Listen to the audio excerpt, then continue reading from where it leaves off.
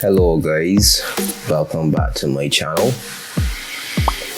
Lately I've been having some requests and some questions asking me about the setup for my car. So today this video is about just a basic understanding of how to set up the car for WRC generations so that you guys could improve your driving experience. So without further ado guys, let's get into it.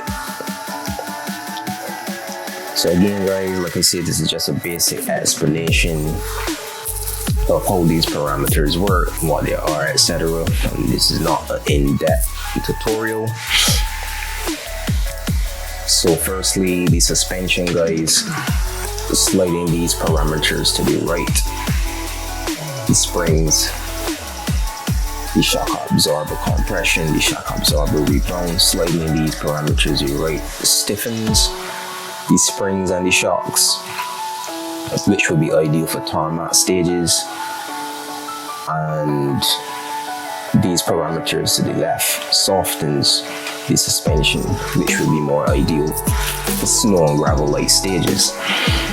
The ground clearance I try to keep as maximum, as high as possible on snow and gravel stages for obvious reasons, uneven terrain, jumps, crests, etc. And for tarmac stages, usually don't go below 14. Usually anything lower than that will be raking the car will be raking on the tarmac. Camber, increasing the camber improves grip when cornering. However, also produces instability on the straights, and over time it increases the tire degradation as well. So definitely not ideal. High camber is not ideal for those long stages. The anti-roll bar, sliding this to the right gives you more body roll. So that would be definitely ideal for the junior WRC cars, for example. But for the WRC cars, I usually keep this between 2 and 5 tops. Even 5 might be a bit too much, but yeah. You guys could play around the settings that best tailored for your driving style. Just a basic understanding. Okay guys. So sliding to the right stiffens the suspension, and to the left softens the suspension. So moving on to the differential. This might be a little sketchy, but anyways. So the LSD preload, this parameter affects the amount of traction you have at 0 kilometers. So ideally, you want to keep this at 0 to get maximum traction off the line. But generally speaking, sliding these parameters, the LSD acceleration, the LSD deceleration, LSD braking, sliding these parameters to the right opens up the differential, and sliding them to the left closes the differential. That's the basics. For the central, ideally you want to keep the torque distribution at 50 so that the power could be distributed across the wheels evenly. As a 4-wheel drive system for WRC cars, so you'll definitely want the power distributed evenly. And the same thing applies for the rear. Just a quick explanation. The LSD acceleration is how the car behaves while you are on the throttle.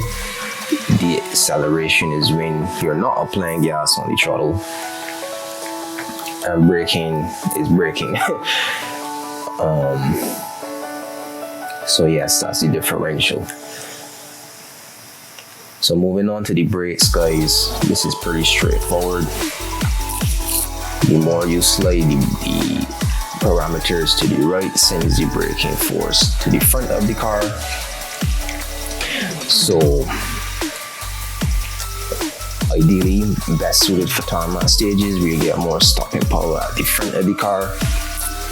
However, it produces understeer, especially at high speeds, and sliding these parameters all the way to the back, or to the left, sends the braking force to the back of the car, which would promote some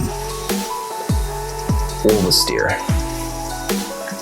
Okay guys, so as usual, you gotta determine what settings are best for your driving style. And lastly, the transmission. The gear ratio, slugging this parameter to the right increases the overall acceleration of the car or the gears. And sliding this to the left produces a higher top speed for the car. You can also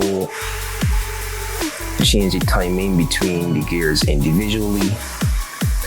However, different to the gear ratio, where sliding to the right was for acceleration. Slugging these parameters, the gears to the right, increases the top speed of the car. So for example, how my first ratio is at 0.8 seconds. This would take a very long time for my first gear before it could change to the second gear.